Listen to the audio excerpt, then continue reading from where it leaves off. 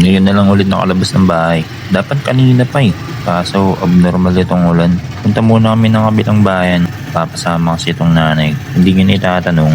Maraming palayan dito sa amin. Pero mas marami pa rin yung mga lubak na daan. Tangina, di ba? Hindi ko na lang babanggitin kung saang lugar ito. Kaya na bahala mga hula. Iisip ko na lang na dating minahan itong kalsadang ito kaya malubak. Tapos, nung wala na silang makuha, iniwan na lang nila. Nakakaawa lang dito yung mga estudyante na halos araw-araw dumadaan dito.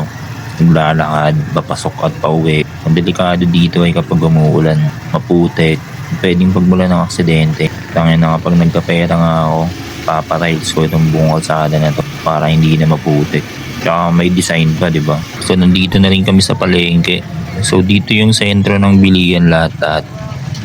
So 1 kilometro rin simula sa bahay namin hanggang dito. Wala kang ibang mabibilhang palengke na malaki bukod dito. So mamamasahe ka pa talaga. So ang pamasahe namin dito ay 45 pesos papunta. Tapos 45 pesos pabalik. Sabihin na natin 100 pesos balikan. Tapos kung ang bibilin mo lang ay panggisa, tangina, mag-itlog ka na lang. Kaya mas advisable dito yung mga nakamotor. Pero minsan binabike ko lang to kapag may binibili ako. Ngayon lang ako nag-commute. Kaya kung may bibiling ka dito, kailangan isang bagsakan na. Lahat na ng pwede mong bilhin dapat bilhin mo na agad. So sinamahan ko lang si mama mag-withdraw kasi kailangan na namin ng 5 milyon. Hindi pala pwedeng mag-withdraw ng 5 milyon ngayong araw na to. Kaya napatingin na lang ako sa Jollibee. Tapos in-end ko na yung video.